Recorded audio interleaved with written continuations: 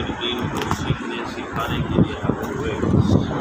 اللہ تعالیٰ اس مجلس پاک کے وسیلے سے ہم سب کے گناہ کو معاف فرمائے۔ آمین۔ آج بھی آقا کریم علیہ السلام کے فرامین میں سے کچھ تلاوت کرتے ہیں۔ یہ جو آج ہم نے حدیث مبارک پڑھنی ہے یہ حضرت عبداللہ بن عمرو رضی اللہ تعالیٰ عنہ سے روایت ہے۔ وعن ابی محمد عبداللہ بن عمرو رضی اللہ عنہ قال اخبر النبی صلی اللہ علیہ وآلہ وسلم انی اقول واللہ لا اصومن النہار ولا اقومن اللیل ما عشت۔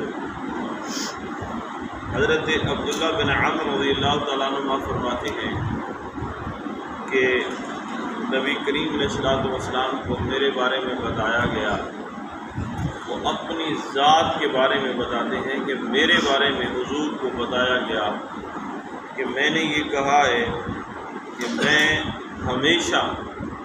ہمیشہ دن کو روزہ رکھوں گا اور ہمیشہ رات کو قیام کروں گا۔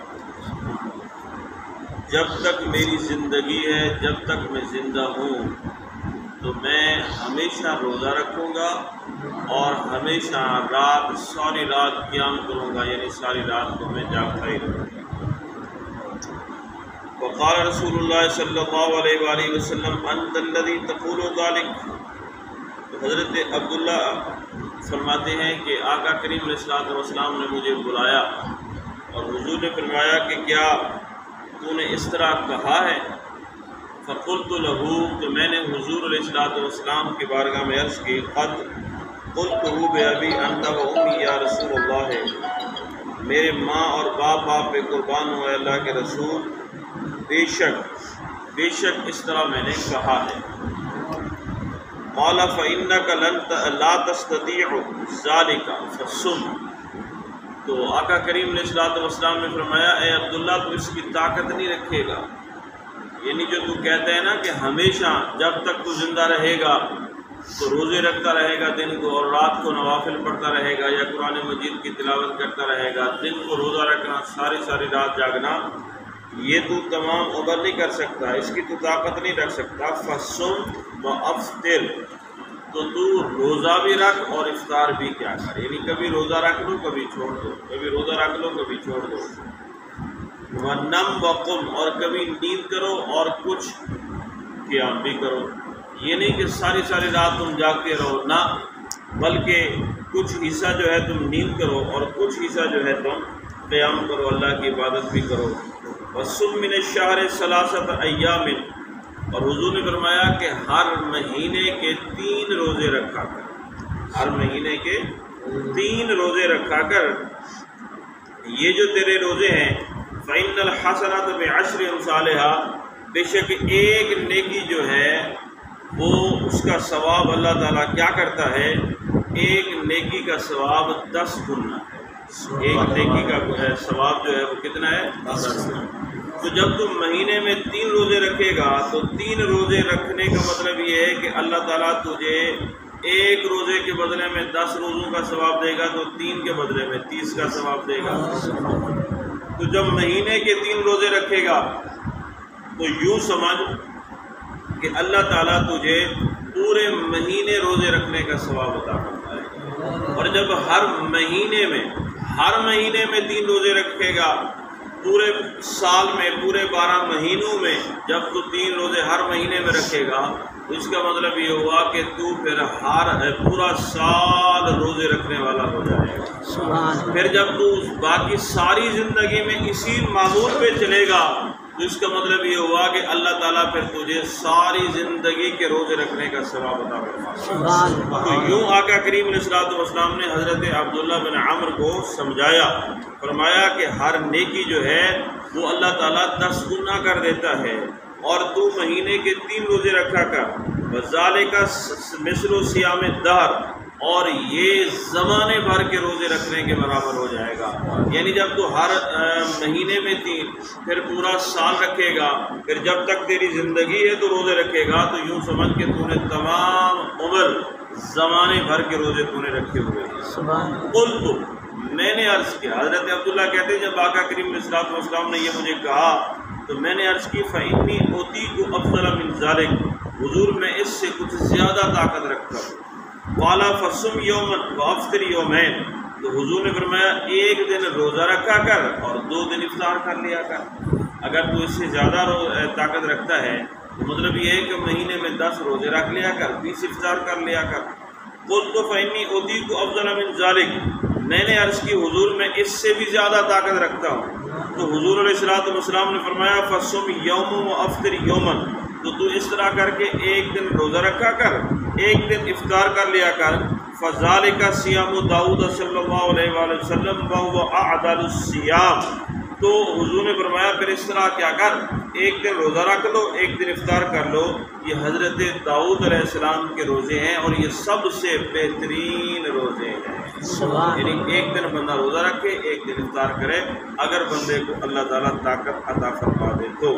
اچھا، اس کے اندر یہ ہے کہ حضور علیہ الصلوۃ والسلام نے فرمایا، یہ کچھ روایات جو ہے نا، یعنی اسی حدیث کے مطابق یہ جو روایات ہیں مختلف الفاظ ہیں، ان سب کا خلاصہ میں آپ کو عرض کر دیتا ہوں۔ وہ یہ کہ حضور علیہ الصلوۃ والسلام نے اسے فرمایا کہ روزے بھی رکھ، افطار بھی کر، کیونکہ تیرے اوپر تیرے جسم کا بھی حق ہے، تیری آنکھوں کا بھی حق ہے، تیری بیوی کا بھی حق ہے، تیرے مہمانوں کا بھی تیرے اوپر حق ہے۔ یعنی یہ نہ ہو کہ مہمان آ جائے اور وہ کہے بھی جب تک تو کھانا نہیں کھائے گا میں نہیں کھاؤں گا، تو تو کہے جی میں نے تو روزہ رکھا ہوا ہے، ظاہر وہ شرمسار ہوگا کہ یار میری زبان جو ہے وہ روزے دار ہے اور میں روٹی کھا رہا ہوں۔ تو نہیں، مہمان کا بھی حق ہے، بیوی کا بھی حق ہے۔ ساری رات تم قرآن پڑھتے رہو، ساری رات تم قرآن پڑھتے رہو، بیوی کی طرف توجہ ہی نہ دو، نہیں، یہ غلط ہے۔ تو یہ یعنی بیوی کا حق ہے، اس کا حق بھی ادا کرو۔ اسی طریقے سے خود آنکھوں کا حق ہے، ظاہر ہے کہ اگر نیند پوری نہ ہو تو آنکھیں خراب ہو جاتی ہیں، اگر نیند پوری نہ ہو تو جسم جو ہے اس کے اندر بے قراری ہو جاتی ہے۔ تو حضور نے فرمایا تیرے اوپر تیرے جسم کا، تیری آنکھوں کا بھی جو ہے نا وہ حق ہے۔ اچھا، اسی طریقے سے حضرت عبداللہ کو یہ جو حضور نے فرمایا، آقا کریم علیہ الصلوۃ والسلام نے ان سے پوچھا کہ تم روزے کس طرح کرتے ہو اور قرآن مجید کتنا پڑھتے ہو؟ تو انہوں نے عرض کی کہ میرے آقا سارا دن میں روزہ رکھتا ہوں اور ساری رات بیٹھ کے قرآن پڑھتا ہوں، ہر رات میں قرآن کا ایک ختم کر لیتا ہوں۔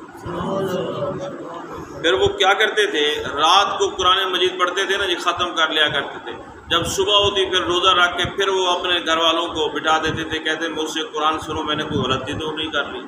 اس طرح کے نسخے تو تھے نہیں، ورقے تو تھے نہیں کہ لکھا ہوا، تھے تو سارے حافظ قرآن، انہوں نے قرآن مجید کو حفظ کیا ہوا تھا۔ پھر وہ ان کو سنایا کرتے تھے کہ بھئی مجھ سے غلطی تو نہیں ہے، پر ساری رات بھی قرآن کی تلاوت، دن کو روزہ بھی قرآن کی تلاوت بھی ہے، تو نہ گھر والوں سے کام ہوتے تھے نہ ان سے کام ہوتے تھے۔